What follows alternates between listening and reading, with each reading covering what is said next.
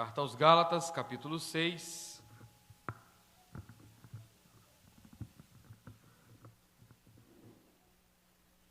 Versículo 15 ao versículo 18.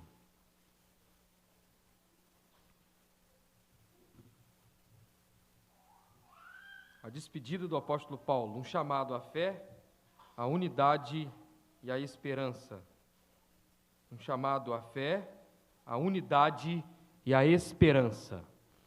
Se você achou, já está posicionado aqui na tela também. Para aqueles que não acharam, vamos à leitura da palavra de Deus, que diz assim: Pois nem a circuncisão, nem a incircuncisão é coisa alguma, mas o ser nova criatura sim. E a todos quanto andarem de conformidade com esta regra, paz e misericórdia sejam sobre eles e sobre o Israel de Deus. Quanto ao mais, ninguém me moleste, porque eu trago no meu corpo as marcas de Jesus. A graça de nosso Senhor Jesus Cristo seja com os irmãos, com o vosso espírito. Amém. Amém. Palavra do Senhor, podeis assentar, amados.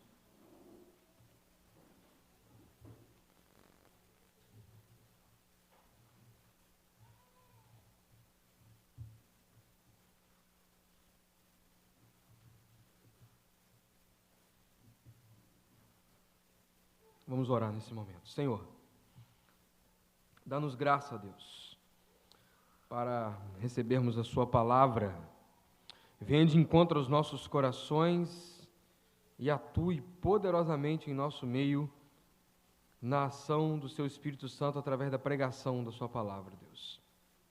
Tu bem sabes, ó Deus, que não há em mim desejo de expor a palavra para que eu me apresente, para que haja uma boa apresentação, ser bem visto, mas eu quero expor a sua palavra, Senhor, para que o Senhor Jesus apareça, para que o seu evangelho seja claro aos corações. Eu não quero mexer com as emoções pregando a sua palavra, mas sim, eu quero mexer com a eternidade das pessoas, ó Deus. Que a responsabilidade da pregação seja um peso e que o encorajamento do efeito da causa do evangelho através da pregação seja aquilo que venha me impulsionar, me motivar nessa noite, Senhor. Que os corações possam estar receptivos à sua palavra para serem transformados, confrontados, encorajados, ó Deus, em nome de Jesus.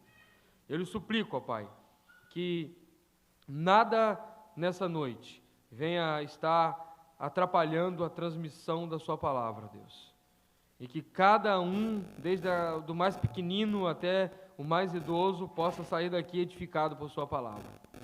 Em nome de Jesus, assim eu oro, para que nessa noite corações venham se quebrantar, corações venham se converter, ó Deus, corações venham ser encorajados, ó Pai, a caminhada cristã. Em nome de Jesus, Pai, assim eu lhe suplico. Amém e amém.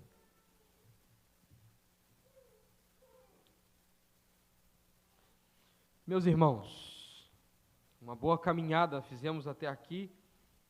E sempre que a gente conclui uma exposição de um livro todo, há nos nossos corações gratidão a Deus por ter nos preservado até então e nos entregado um material tão precioso na sua palavra. Quantos sermões foram aqui pregados e quantas vezes você, de alguma forma, absolveu e ficou marcado por uma explicação, por uma frase, pelo próprio texto que talvez você tinha passado desapercebido na sua leitura, e essa exposição pode atingir você em algum momento, te edificando, trazendo clareza sobre aquilo que você ouviu ou aquilo que você leu. E nosso objetivo, sempre quando traz a exposição de uma epístola, de um livro, de um evangelho, é trazer a edificação com o todo, não passar por cima de nenhum detalhe, nenhum ensino, nenhuma palavra que está naquele texto, naquele livro. Nós, então, começamos no capítulo 1, versículo 1, e terminamos no capítulo 6, versículo 18, hoje aqui, fazendo a conclusão. De modo que tudo o que está na carta aos Gálatas, você torna-se indesculpável depois de ter escutado aqui a exposição. Talvez este seja o peso do temor que a exposição traz para você e para mim. Exposição lectio contínua. Em momento nenhum, quando alguma verdade vier sobre a exigência por parte do Evangelho na sua vida, que está aqui na carta aos Gálatas, você não pode dizer, eu não sabia. Eu nunca ouvi falar. Todo o texto da carta aos Gálatas foi lido diante da igreja. Todo o texto da carta aos Gálatas foi explicado diante da igreja. Todo o texto da carta aos Gálatas foi aplicado diante da igreja. Você pode dizer, pastor, mas então você quer dizer que se eu ler Gálatas de novo, ouvir outro pregador pregar Gálatas, vou aprender nada? Vai aprender, irmãos, pelo operar da graça. Por causa da atuação do Espírito Santo que aplica a sua palavra, ela se faz nova, ela se renova sobre as nossas vidas. Mas eu quero dizer que você não pode dizer, em momento nenhum, que não aprendeu nada sobre um versículo sequer da carta aos Gálatas. Quando nós caminhamos para o final, nós vamos observar o apóstolo Paulo fazendo uma conclusão e trazendo um chamado à fé, à unidade e à esperança. Ele traz, em nota conclusiva, a seguinte frase que deve ficar marcada nessa pregação: a graça de Deus seja com o espírito de vocês. A graça de Deus seja com o espírito de vocês. Paulo apresenta um tom conclusivo e também esperançoso, amados. Nós estamos vendo o apóstolo Paulo terminando uma escrita e vendo uma igreja terminando de ler uma epístola, uma carta. E quando nós olhamos para a conclusão, nós vamos observar o apóstolo Paulo trazendo atributos de Deus para a vida da igreja, claros, de modo claro. Graça, misericórdia, e agora ele acrescenta nessa perícope aqui, no versículo 18, na sua conclusão, graça. Paz, misericórdia, graça. Essa esperança é, por fim, a mensagem aplicada da justificação pela fé. A grande ideia da carta aos Gálatas é: nós somos salvos somente pela fé em Jesus Cristo.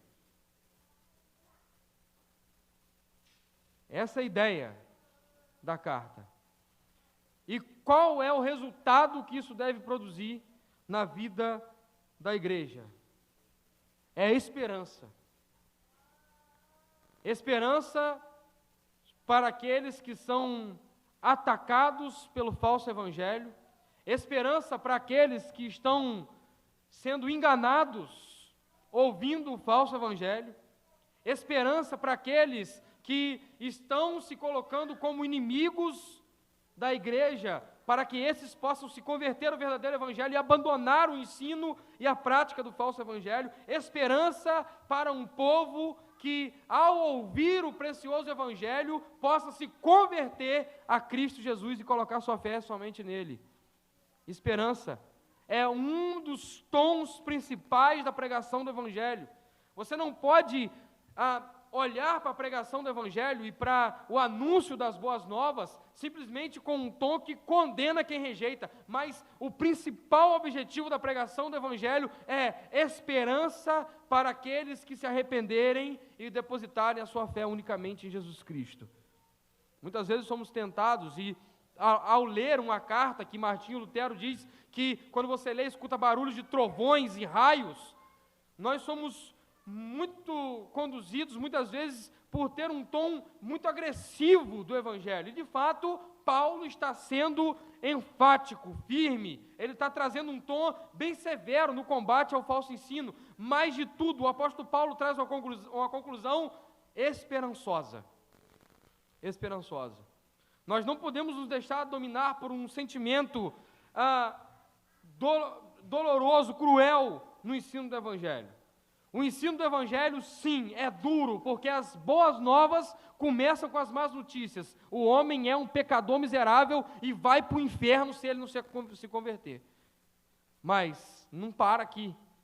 Há esperança no Evangelho que diz: aquele que se arrepende, aquele que crê, aquele que deposita fé em Jesus Cristo, ele será salvo. Esperança.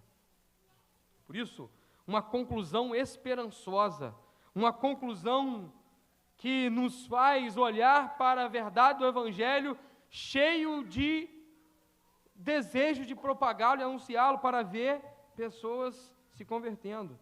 Eu quero olhar o texto com os irmãos, desde o versículo 15 até o versículo 18, para observar aquilo que Paulo está traçando para nós aqui nesse texto, e me perdoe se eu não fui tão abrangente em contextualizar tudo aquilo que está na carta até aqui. É uma pregação final, e você pode observar todas as outras pregações na playlist O Outro Evangelho, que está na página da nossa igreja.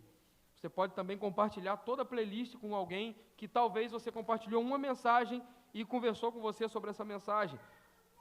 Mas eu não quero me prender numa introdução tão abrangente naquilo que já foi traçado, para que nós possamos então cavar as últimas pepitas de ouro, as últimas preciosidades, os tesouros que estão aqui nessa carta. O versículo 15, o apóstolo Paulo primeiro coloca tanto os crentes da Galácia como os judaizantes juntos. Quando Paulo, ele olha para a sua conclusão, e no versículo 15, ele nos diz assim: pois nem a circuncisão ou a incircuncisão é coisa alguma. Ele está apresentando os dois grupos, se ser circuncidado ou não. Ele agora traz uma conclusão, irmãos, tanto para os eleitos da igreja gentílica, como para os eleitos dentre o Israel de Deus. Mais à frente nós vamos olhar isso. E ele vai nivelar todos em Cristo, mais uma vez, dizendo: não interessa a circuncisão ou a incircuncisão. Gálatas capítulo 3, versículo 28, o apóstolo Paulo já disse: não há judeu nem grego, escravo ou livre, homem ou mulher, porque todos vós sois apenas um em Cristo Jesus. A ideia do apóstolo Paulo, ao traçar uma conclusão, no início da sua conclusão, ele vai colocar todos no mesmo nível. Ninguém, mais uma vez o apóstolo Paulo está enfatizando, é salvo senão por Cristo Jesus. Só a salvação em Cristo. Não interessa circuncisão ou incircuncisão. E agora, olha o tom de misericórdia do apóstolo Paulo sendo expresso por aqueles que são judaizantes, que eram escravos da circuncisão. Ele vai dizer: não interessa se circuncidado. Há esperança para vocês no Evangelho, e vocês não serão salvos por causa da circuncisão. Quando ele coloca esses dois grupos, o apóstolo Paulo, então, apresenta um nível para todos, o mesmo nível. Ser circuncidado ou não, não é o que importa. Não é o que importa. Por quê? Segundo, ainda no versículo 15, o apóstolo Paulo traz, no início da sua conclusão, a ideia de que toda a discussão em volta da prática ou não da lei não é o objetivo final do Evangelho. O objetivo final do Evangelho não é se devemos praticar ou não a lei, se devemos ser circuncidados ou não, se devemos ter rituais praticados ou não. O objetivo final em volta de discussão o que importa é ser nova criatura. O que importa é ser nova criatura.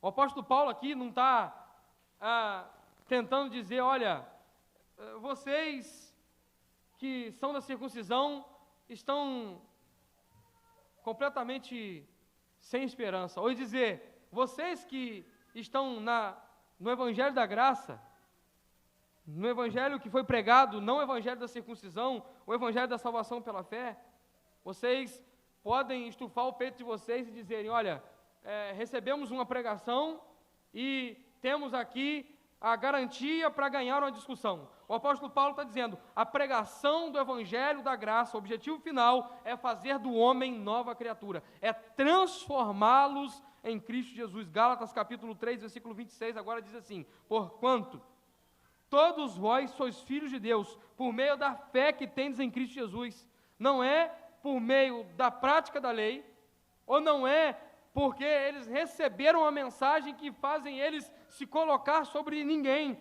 mas aquilo que eles receberam da pregação do Evangelho de Cristo Jesus, por meio da fé, é que vai nos fazer nova criatura.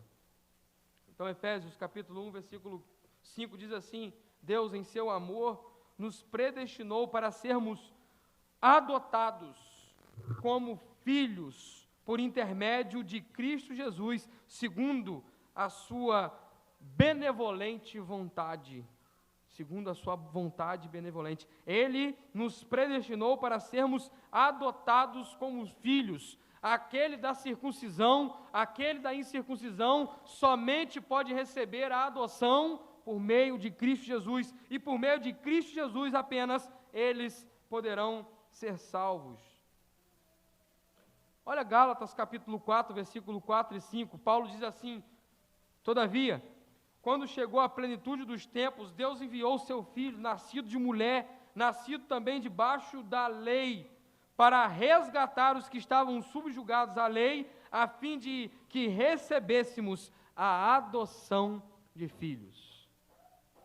Antes, criaturas de Deus, com a criação deturpada por causa do pecado. Agora, adotados em Cristo Jesus, somos novas criaturas. 2 Coríntios capítulo 5, versículo 17. Eis aquele que está em Cristo é nova criatura. As coisas velhas já passaram, e eis que tudo se fez novo. Então, aquele que praticava a obediência da lei para tentar ser salvo, ele não tinha a adoção de filho, não era nova criatura. Aquele que estava distante na incircuncisão, os gentios, vivendo na vida pagã, adorando muitos ídolos, eles estavam perdidos também, tão quanto. Mas Cristo veio na plenitude dos tempos e nos adotou. Nos adotou. Um dos feitos na cruz, na pregação do Evangelho, chama-se adoção. Nós recebemos na cruz do Calvário, por causa de Cristo Jesus, em Cristo Jesus, a adoção. E agora nós somos chamados de filhos. E por isso é que nós somos novas criaturas. Por isso que nós somos novos em Cristo. Por isso que nós nos revestimos de um novo homem. E agora passamos a andar dessa maneira, como novas criaturas. Então, primeiro o apóstolo Paulo vai nos apresentar que tanto os crentes da Galácia como os judaizantes, todos juntos, eles não têm nenhum mérito para a salvação. Somente Cristo Jesus pode salvar. O que importa no plano final do Evangelho é salvar o pecador maldito do inferno. E não fazê-lo praticante da lei, ou não fazê-lo vangloriar, porque eles eram gentios e por isso teve uma mensagem exclusiva para eles. Segundo, Paulo conclui com a ideia de que o objetivo final do Evangelho nos transforma para sermos nova criatura. Versículo 16, então, caminhando com os irmãos, eu quero olhar que Paulo, primeiro, ele apresenta duas bênçãos sobre os eleitos. Versículo 15, ele diz que os eleitos serão feitos em Cristo novas criaturas. E como ele diz, nem circunciso, nem circunciso tem garantia alguma dos dois povos, Deus traz salvação a eles. Elege, salva. E ele comunica dois atributos a estes. Duas bênçãos, paz e misericórdia. Versículo 16 nos abre. E nós só podemos ter esses dois atributos em Cristo Jesus. Não conseguimos ter verdadeira paz fora de Cristo. Não há nenhum tipo de misericórdia produzida por nós mesmos que seja capaz de alcançar ou tocar alguém, ou que seja capaz de se voltar a Deus e dizer: Deus, eu estou aqui me apresentando como um misericordioso diante do Senhor. Misericórdia e paz são bênçãos oriundas sobre aqueles que são salvos. Um homem sem Cristo, ele nunca estará em paz com Deus. E muito provável que ele esteja em paz com o seu próximo e consigo mesmo. Ele sempre está em um conflito contínuo, uma guerra interior, que nunca deixa ele viver em paz. O Evangelho produz em nós uma paz que excede todo entendimento. O Evangelho nos faz ser pacificadores, e por isso, uma das bem-aventuranças em Mateus capítulo 5 é: bem-aventurado os pacificadores. E mais do que uma forma que você tem de viver, ou um adjetivo pessoal, ser pacificador é uma obra da graça de Deus nas nossas vidas, nos torna pacificadores. Ao mesmo que ser misericordioso, primeiro, nos apresenta a ideia de que Deus olhou para nós e foi misericordioso, sem a gente merecer. O que é misericórdia? Misericórdia é Deus não nos dar aquilo que nós merecíamos, irmãos. Você já ouviu alguém orar e dizer assim: Senhor, me dá, eu quero vir aqui diante do Senhor para exigir do Senhor aquilo que eu mereço. Me dá aquilo que eu mereço. Se você já orou assim, ou se você ora assim, nunca mais ore assim. Porque se Deus te der aquilo que você merece, Ele vai te dar o inferno. Porque é tudo que o homem merece, é o inferno.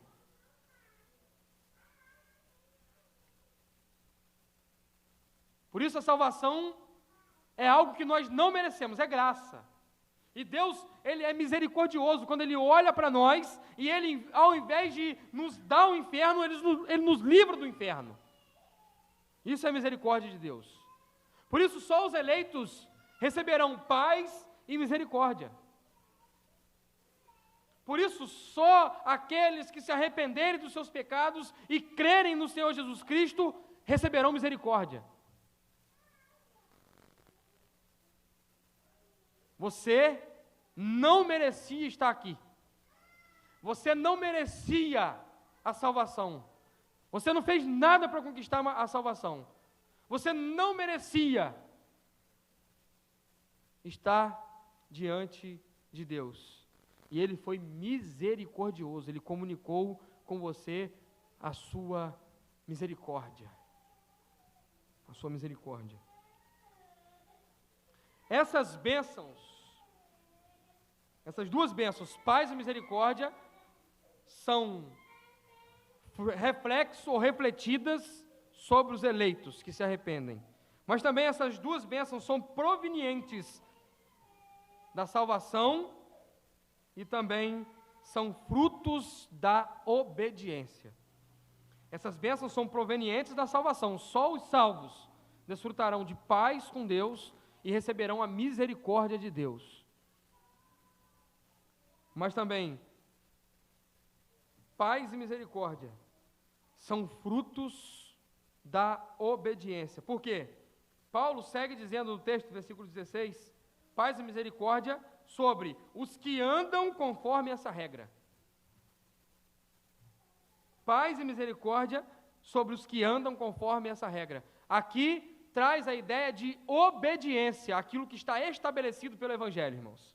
Nos capítulos 1 ao 4, Paulo apresenta os indicativos da salvação pela fé. Quando ele vai dizer que não existe outro evangelho, quando ele vai dizer aquilo que Deus fez para nos salvar na promessa em Abraão, aquilo que Ele fez para nos salvar usando a lei para ser guardiã daquilo que viria sobre os gentios, e usou a lei de tutor para nos conduzir a Cristo. Afinal, na lei nós vimos como figuras, como sombra, e em Cristo foi nos revelado a tão grande e maravilhosa salvação. E nesse tempo, irmãos, que nós falamos um pouco de escatologia, inevitavelmente, sobre a questão de Israel, a guerra em Israel, o povo de Israel, nós precisamos entender isso, amados, que quando olhamos para aquilo que é salvação do povo judeu, nós precisamos enfatizar e ser,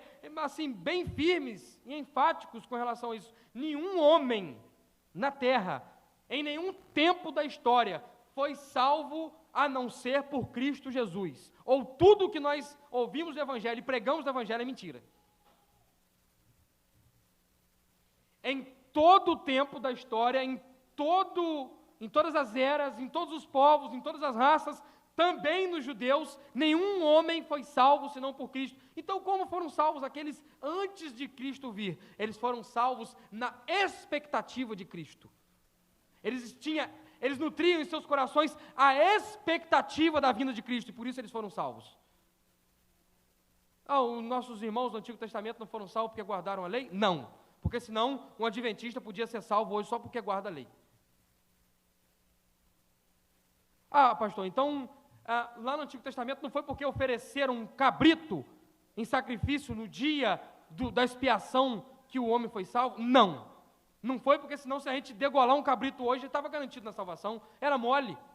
Eu compraria um carneirinho, fazia um altar, sacrificava, passaria sangue, sobre a minha cabeça, sobre a minha família, estava todo mundo salvo. Não, eles foram salvos por causa de Cristo. A lei nutria neles a expectativa daquele que iria cumpri-la perfeitamente, porque Deuteronômio diz, aquele que virá dentre o povo de Israel, que cumprirá toda a lei, esse será o Salvador. Então, o povo hebreu colocou a expectativa nesse que viria. Abraão não foi salvo porque ele foi escolhido apenas, ele foi salvo pela fé. Ele depositou a fé naquilo que Deus faria. Então, no capítulo 1 ao capítulo 4, Paulo apresenta esses indicativos. Como o homem é salvo? Pela fé. Pela fé. E ele sustenta isso incansavelmente, combatendo o falso ensino e mostrando, através da história, como Deus se revelou salvador de todos aqueles que fossem justificados pela fé. Eleitos para a justificação. Agora, o Evangelho não é só um anúncio dos indicativos. O Evangelho, ele é anunciado, o evangelismo é você levar e contar a história de Cristo às pessoas. É você agir para pregar o Evangelho, para anunciar a história de Cristo. Agora, depois que você anuncia o Evangelho, o pecador se arrepende, crê, vem a Cristo, ele agora será exigido pelo Evangelho para andar em conformidade àquilo que o Evangelho propõe, irmãos. E é isso que Paulo faz no capítulo 5 e 6. Ele diz, aquele que vive no Espírito deve andar no Espírito. Ele vai dizer que a carne milita contra o Espírito. Ele vai dizer que o pecado impulsiona para um lado e o Espírito para o outro. Por isso, Deus nos dá o Evangelho para nos sustentar no Espírito. Por isso, a graça opera sobre os eleitos de Deus para convencê-los dos pecados. E depois que convence dos pecados, a graça sustenta os eleitos de Deus em uma vida longe do pecado, ou lutando contra o pecado. Eles não estão mais entregues, eles não estão rendidos, eles não estão de guarda baixa. Agora a graça de Deus levanta as nossas guardas e nos faz lutar contra o pecado. O Evangelho nos exige andar em novidade de vida, em conformidade ao Evangelho. Esse chamado expresso do Evangelho, a obediência, como resultado do Evangelho verdadeiro. O Evangelho verdadeiro, irmãos, não é aquele Evangelho que negocia com você para você permanecer na igreja. Abrindo um parênteses, você já observou que o falso Evangelho nunca apresenta exigências, irmãos? Nunca. Só promessas. Você vai conseguir, você vai isso, você vai ser assim, isso para você, traga e você terá, faça e você receberá. Agora, não existe no falso evangelho as exigências. Agora, o verdadeiro evangelho não, irmãos. Ele apresenta exigências sim. Se você quer ser um crente verdadeiro, nova criatura, viver em novidade de vida, você vai ter que se submeter ao que o evangelho exige.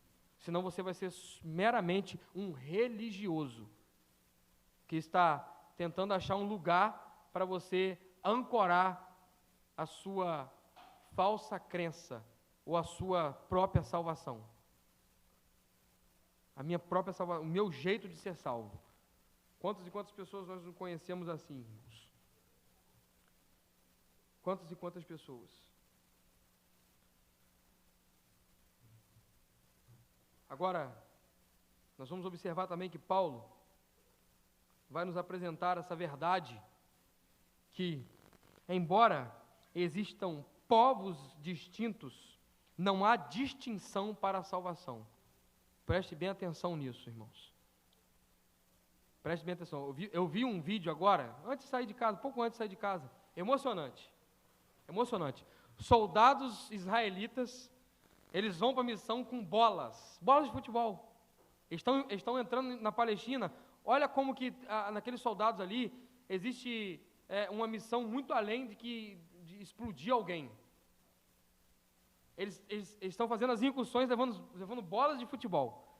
Aí eles operam, guardam a área, né? Na missão, eles estão fazendo isso na Palestina, em Gaza. Eles entram, eles estruturam aquilo ali que eles dominaram, e aí eles montam ali uma defesa. Eles têm uma linha de defesa ali. Aí naquela área tem civis comuns da Palestina. E eles começam a juntar crianças, eles brincam de embaixadinha com as crianças. Eles carregam garrafões d'água. Todo mundo sabe que está sem, a Palestina, Gaza, está sem receber os nutrientes, energia, comida, água, está tudo cortado. Eles levam tonéis de água e as crianças vão até eles, as crianças palestinas. E eles dão água para aquelas crianças. É emocionante, irmãos. Isso é lindo. Brincando de embaixadinha. Um soldado puxando um corinho, né, de um canto de encorajamento, de fé, e as crianças tudo imitando ele na dancinha que ele faz, no ritmo da palma. Sabe por quê, irmãos? Nós temos dois povos distintos aqui, e aí não tem como consertar aquilo que foi errado lá no Antigo Testamento, irmãos. Nós temos dois povos distintos, mas não há distinção para a salvação, irmãos. Não tem como a gente achar que um menininho judeu, lá em Tel Aviv, ele merece a salvação. E um menininho palestino, ele merece ser exterminado. Existem dois povos distintos, mas não há distinção para a salvação. Há eleitos de Deus, com certeza, entre os palestinos. Deus tem salvado ali, irmãos. Tem igrejas sendo ali estabelecidas e tem pregado o evangelho há muito e muito tempo. O hospital na faixa de Gaza é um hospital que os batistas fundaram e foram sustentados pelos batistas durante muito tempo. O hospital com aquele foguete, aquele míssil que saiu lá de uma base de Gaza, dos terroristas Hamas, e caiu sobre aquele hospital, na verdade no estacionamento do hospital. Aquele hospital é um hospital que os batistas sustentaram durante muito tempo. Estão ali com vários e vários médicos trabalhando. Há povos distintos, mas não há distinção para a salvação. E o texto nos diz o seguinte, você pode olhar comigo, o versículo de número 16, diz assim: e a todos quanto andarem em conformidade com essa regra, paz e misericórdia sobre eles e sobre o Israel de Deus. Paulo está dizendo sobre os gentios e sobre o Israel, paz e misericórdia em todos aqueles que entenderem, se renderem, se converterem, se arrependerem e crerem no Senhor Jesus Cristo. Não há distinção para a salvação. Sobre todos, ele deixa isso bem enfatizado, sobre todos e sobre o Israel de Deus. Sobre eles e sobre o Israel de Deus, na parte final do versículo de número 16. Textos como Tito 2,11 que foi lido aqui na transição, e a graça de Deus se manifestou, trazendo salvação a todos os homens. Textos como João 3,16, que diz, porque Deus amou o mundo de tal maneira, que enviou o seu Filho para que todo aquele que nele crê, não pereça, mas tenha vida eterna, são completamente deturpados para uma ideia universalista de salvação. E, na verdade, não tem nada disso aqui nesses textos. Quando eu digo, a graça de Deus se manifestou trazendo salvação a todos os homens, eu estou dizendo que em toda tribo, língua, etnia, raça, em todo canto dessa terra, quando o Evangelho for pregado, haverá salvação entre todos os homens. Por exemplo, irmão, se eu acabar aqui de pregar e dizer assim, irmãos, eu gostaria de ver todo mundo lá no Alô Pizza para a gente lanchar junto. Eu estou dizendo que eu quero ver o mundo todo ali comigo, irmãos, para lanchar? Não, eu quero dizer que eu quero ver todos que estão ao alcance da minha voz, que ouviram o meu convite, estejam ali comigo. É isso que Tito 2,11, é isso que João 3,16 está dizendo. Todos aqueles que ouvirem a pregação do Evangelho, todos aqueles que foram eleitos e ouvirem a pregação do Evangelho, eles vão reagir com arrependimento e fé. Está dizendo que todo mundo vai ser salvo. Quando a graça se manifesta, pronto, a graça se manifestou, está tudo certo. O mundo todo, todos os homens estão salvos. Não. E quando olhamos para João 3,16, está dizendo para que todo quem? Aquele que nele crê. Ou seja, o Evangelho vai ser pregado. E aquele que não crê, vai ser salvo, irmãos? Não. Quem vai ser salvo? Todo aquele que nele crê. Esses textos sustentam a ideia em qualquer povo, de salvação em qualquer povo, e não uma ideia universalista de salvação de todos. É a forma mais notória de enxergarmos essa salvação é quando o homem passa a obedecer ao Evangelho. Pastor, como que eu posso perceber se um crente, uma pessoa que está na igreja, como eu posso perceber que alguém foi salvo, que alguém é um eleito? Irmão, primeiro que você não tem que ficar como um caçador de eleito. Você tem que pregar o Evangelho, você tem que viver em conformidade ao que o Evangelho diz. E segundo, quando nós mesmos percebemos a nossa obediência. Estava conversando com Helena, e logo quando os meus catecúmenozinhos passarem a junto comigo estudar o catecismo aqui na nossa igreja, nós vamos falar sobre isso. Quando que uma criança deve ser batizada? Em que idade? Tem uma regra? A Bíblia fala, é lá no mito da idade de que Jesus foi batizado, quando Jesus foi apresentado ao templo, 12 anos. Como é que é isso, irmãos? Não, é quando, principalmente, nós passamos a ver um resultado de obediência do Evangelho nas nossas crianças. Obediência ao Evangelho. Vai abandonando a tolice, vai amadurecendo na vida e vai passando a obedecer ao Evangelho. É assim que nós percebemos. É ali que nós entendemos. A família, o pastor e a comunidade de fé. Esse resultado de obedecer ao Evangelho se dá porque os eleitos, né, tanto gentios como o povo de Israel, eles se renderam. Eles se renderam à pregação. Eles não só acreditam num Salvador, mas eles se submetem a um Senhor. E nós vemos hoje muitas pessoas, que até acreditam que Deus existe, até acreditam na Bíblia, até acreditam em Jesus Cristo, mas eles não se submetem ao Senhor Jesus Cristo. Isso é uma demonstração de uma falta de arrependimento, fé e obediência ao Evangelho. O mesmo Salvador é o Senhor. O mesmo que salva também guia a vida dos seus salvos como Senhor deles. Agora o versículo 17 é uma aplicação geral disso, irmãos. As marcas do Evangelho são visíveis no apóstolo Paulo. Ele diz, ninguém me perturbe, ou talvez na sua versão, ninguém me moleste, porque eu trago no meu corpo as marcas de Cristo. A obediência do Evangelho traz de modo notório na vida daquele que obedece a Cristo evidências. Paulo provavelmente está se referindo aos seus sofrimentos, às marcas de perseguições, de açoites, de prisões. Mas Paulo também está trazendo, principalmente, a evidência de uma nova criatura que foi feito o apóstolo Paulo em Cristo Jesus. O Saulo, que se encontrou com Cristo, quem ele é. E você não é que era Saulo e ele se converteu e virou Paulo. Nada disso, irmãos. São dois nomes que o apóstolo Paulo tem desde antes de se converter. Um nome grego e um nome judaico. Não era Saulo e virou Paulo, não. Ele sempre foi Paulo e Saulo. Só que para os gregos tinha um nome e para o nome judeu era outro nome. Então, ele traz, o versículo 17, a aplicação. Olha, a obediência ao evangelho é visível. Você não obedece ao evangelho subjetivamente. Você não obedece ao evangelho falando que você obedece. É visto. Né? Os antigos diziam assim, está visto que é crente. Né? Tio Valdir, eu lembro, e Leomir herdou essa mesma fala dele, que o tio Valdir falava bem assim, tio Valdir, será que isso assim, o Valdir Muri, né? É verdade? Ele falava bem assim, está visto que é. E Leomir fala a mesma coisa até hoje. Leomir, será que é tal coisa é assim? Está visto que é. Então o evangelho é assim, irmãos, está visto que é.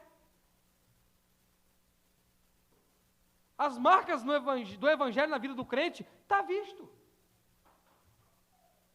Fulano de tal é crente?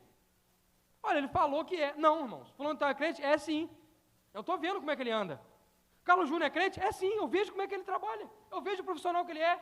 Alcimar é crente? Eu vejo o profissional que é. O Jonathan é crente? Eu vejo que ele é na sua família, o seu cuidado. Eu vejo. O Reinaldo é crente? Eu vejo que é. Eu estou vendo. É o resultado da obediência do evangelho que nos marca. É o nosso distintivo. É a evidência de quem nós somos, irmãos. É a marca do evangelho em nós. É um viver que mostra, que está visto que é crente.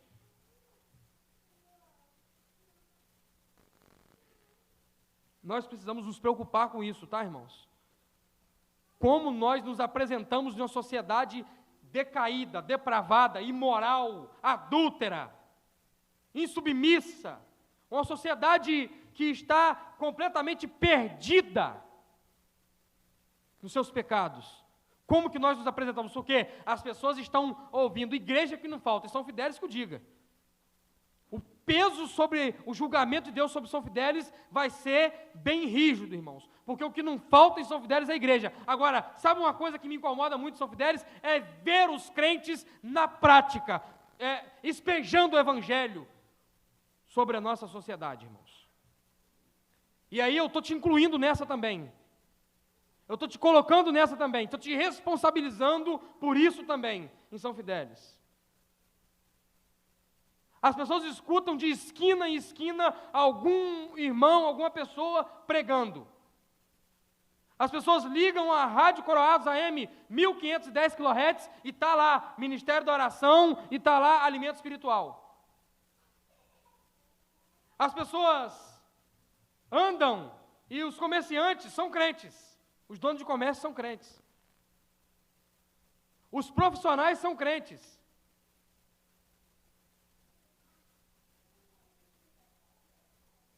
O povo de Deus no Brasil é conhecido por muitos deles passarem em concurso e ocuparem bons lugares e boas posições nas repartições públicas. E agora, qual é o resultado disso, irmãos? Qual é o resultado disso lá nos tribunais? Qual é o resultado disso nas agências? Qual é o resultado disso nas escolas? Muitos crentes. E as marcas de Cristo? Cadê? Eu estou me colocando aqui, irmãos. Nós precisamos carregar em nós as marcas de Cristo, as marcas do Evangelho.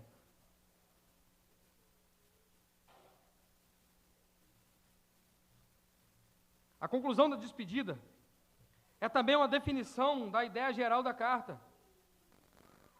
Paulo abriu a carta exigindo que os judaizantes fossem repreendidos. Paulo deu continuidade à carta no capítulo 2, alertando sobre a insensatez do abandono que os gálatas estavam tendo do Evangelho. Paulo discorreu a ideia de salvação no capítulo 3 e 4, dizendo, vocês precisam entender que é pela fé. Paulo, então, agora no capítulo 5, fala, eu quero ver quem são os crentes. Eu quero ver quem é de fato convertido. E Paulo, então, no capítulo 6, demonstra que uma vida em comunidade se dá pela prática do Evangelho diariamente. Um ajudando e exortando e confrontando e sustentando, sendo espiritual. A verdadeira espiritualidade é um dos temas das pregações que tivemos no capítulo 6, já concluindo. E essa conclusão de despedida traz uma ideia geral da epístola. As marcas do Evangelho. As marcas do Evangelho.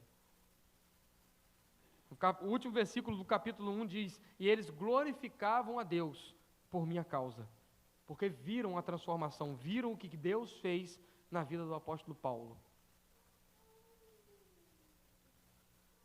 A conclusão que nós temos, irmãos, é essa.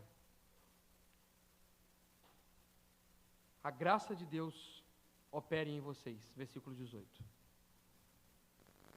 A graça de Deus seja com o espírito de vocês. Amém. Opere em vocês para a salvação. A graça opera em vocês para edificação. Que a graça opera em vocês para sustento, para encorajamento, para discernimento. A graça opera em vocês para ensinar sobre a gratidão de termos uma maravilhosa salvação. A graça opere para nos ensinar a unidade. A graça opere para nos ensinar a caminhar em amor. A graça opere para nos sustentar numa verdadeira espiritualidade. Que a graça opere para nos manter no verdadeiro, único, suficiente e poderoso Evangelho puro e simples. Amém? Nós devemos, irmãos, nutrir muitas expectativas sobre quando Deus opera através da pregação do Evangelho por meio de graça. O que Deus pode fazer. As maravilhas que o Senhor pode fazer através da pregação do verdadeiro Evangelho, da manifestação da sua graça. Nós não medimos os resultados, mas nós temos muitas expectativas diante daquilo que Deus pode fazer. Eu quero orar para que Deus opere em nós com a sua maravilhosa graça. Que a mesma graça que o apóstolo Paulo concluiu desejando que operasse na vida dos Gálatas, possa continuar perpetuamente operando e que opere também através de nós. Opere também em nós. Opere na nossa igreja, opere através da nossa igreja, aqui na nossa cidade, nas nossas famílias, que a graça de Deus opere. E que nós possamos, irmãos, viver o Evangelho da graça. Que essa graça te sustente na caminhada. Que essa graça te faça firme, forte, valente. Que essa graça possa trazer sobre a sua vida uma gratidão pela maravilhosa salvação. Que você possa ser edificado continuamente por essa graça. Que essa graça nos ensine a viver em unidade. A viver a fé verdadeira, a fé pura, a fé simples. Que nós possamos, irmãos, desfrutar de tão maravilhosa graça operando em nós, sobre nós e através de nós. Deus, muito obrigado, Senhor, por tão maravilhosa graça que o Senhor despejou sobre nós, ó Deus. E ela opera de modo multiforme em nossas vidas. Ela operou para nos convencer, para nos salvar, e ela tem operado para nos sustentar, porque é só pela graça, Deus, que nós estamos de pé. O que seria de nós sem a sua graça, Deus? Ó Deus, a nossa oração como igreja é: opere em nós, sobre nós e através de nós com a sua maravilhosa graça, Senhor. Para que nós possamos ser edificados, para que muitos sejam salvos e para que a sua igreja venha frutificar, ó Deus, em nome de Jesus. Ó Deus, nós não confiamos no nosso poder de persuasão, no nosso letreiro, na nossa capacidade econômica. Nós não confiamos, ó Deus, no nosso nome, no nosso status. Nós confiamos tão pura e firmemente na sua graça, Senhor. Que a sua graça nos surpreenda dia após dia, Senhor. Que a sua graça atraia os corações para estarem aqui. Que a sua graça vá de encontro às casas, aos lares dos membros de nossa igreja. E que a sua graça flua, Deus, atingindo aqueles que estão ao nosso alcance, Senhor. Através da pregação do seu evangelho, do anúncio, do evangelismo, da evangelização, Senhor. Em nome de Jesus, ó Deus, eu lhe suplico que nós possamos, ó Deus, viver na graça, na maravilhosa graça do Senhor Jesus. Assim nós oramos, certos, certificados. Assim nós oramos, ó Deus, cônscios de que nós não somos nada sem a sua graça, e que a sua graça é tudo em nós. Em nome de Jesus. Amém e amém. Jonathan, vamos tentar cantar Maravilhosa Graça? Irmãos, quero mais uma vez anunciar que nós temos um bazar muito joia aqui de roupinhas para crianças, que são vendidas bem abaixo da metade do preço, e elas são com etiqueta de loja, de fábrica. Elas são novinhas, elas estão cheirando novo. O irmão Leandro, a irmã Janaíle disponibilizaram essas roupas para que a igreja já comece a angariar fundos para a compra do nosso terreno. Irmãos, e ore por isso. Está mais perto do que você pode imaginar. Eu não vou falar o nome, no momento certo os irmãos vão saber, mas uma pessoa na nossa cidade já falou bem assim: olha, eu estou para vender uma chácara, é grande, é um valor de cerca de 200 mil, e se eu vender, o dízimo vai direto para a congregação comprar um terreno. Já tá. Então você deve orar, irmãos, você deve orar por isso, que Deus abençoe e que venda, e que seja uma bênção.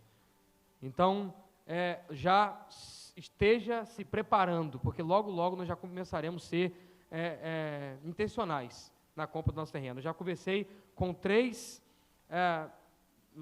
donos de lote aqui na nossa área, e já vi quais são as possibilidades. É aquela hora que o pastor, ele é pastor, mas ele também é um gestor, né? Ele está olhando para a economia, olhando o que a igreja tem. Nós estamos trabalhando, estamos reformando lá em Água Fria, será uma obra maravilhosa, colocação de gesso, instalação de LED, piso, a igreja vai ser pintada, vai receber fachada nova, tudo muito bonito, irmãos. Mas nós vamos operar para dar mais um passo, comprar um terreno, bater um chão grosso, montar um galpão, e nós estaremos lá para receber todos quantos o Senhor nos mandar, para que nós preguemos o Evangelho, para que nós discipulemos e para que eles possam ser mais membros no reino de Deus através dessa igreja local. Amém? Então participe, compre. Não tem filho, você tem um sobrinho, não tem um vizinho, tem alguém que você conhece, tem uma festinha que você vai de presente. Então, eu já estava falando com a Simara hoje, prepara o estoque para quando chegar o próximo frio, né? Para você não gastar depois 3 vezes mais, né? Se você não comprar aqui agora, você vai gastar 3 vezes mais daqui a um ano e vai deixar de abençoar, né? Abençoa, que Deus vai te abençoar daqui 2 anos, tá, meu irmão? Então você que quer ter mais filho, né? 3, né, Mateus? Já está se planejando para o 3º, quer ter 4 filhos, faz estoque, irmão, compra, investe na obra. Você vai investir agora e Deus vai investir lá no seu próximo filho. Olha que bênção, olha que maravilha. Então, que Deus abençoe, que a graça esteja repousando sobre todos os irmãos, em nome de Jesus.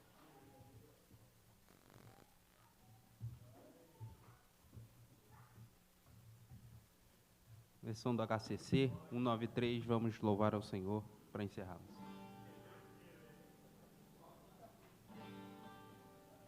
Maravilhosa graça, graça de Deus sem par, como poder cantá-la,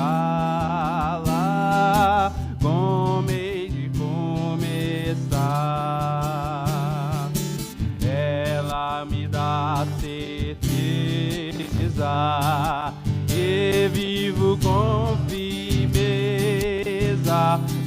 pela maravilhosa graça de Jesus. Graça, que maravilhosa graça de Jesus, é imensurável e sem fim, é maravilhosa, é tão grandiosa, é suficiente para mim, é maior que a minha iniquidade, é revelação do amor do Pai. O nome de Jesus engrandecei e a Deus louvai. Maravilhosa graça traz vida perena. Por Cristo perdoado, boa mansão e a. Hoje eu sou liberto, vivo de Deus bem perto, pela maravilhosa graça de Jesus.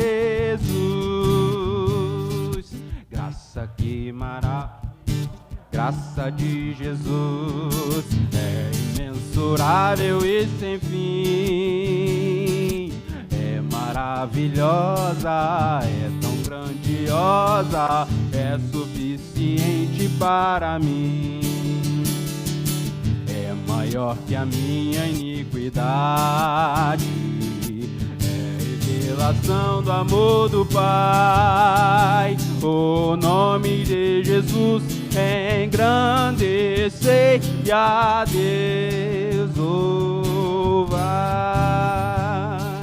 Maravilhosa graça que ricas bênçãos traz, por ela Deus transforma, dá vida eterna e paz. Sendo por Cristo salvo, faço do céu meu alvo, pela maravilhosa graça de Jesus. Graça de Jesus é imensurável e sem fim, é maravilhosa, é tão grandiosa, é suficiente para mim, é maior que a minha iniquidade, é revelação do amor do Pai. O nome de Jesus engrandecei e a Deus louvai. Amém. Louvado seja Deus. Podeis assentar, oração silenciosa. Estamos encerrados nessa noite.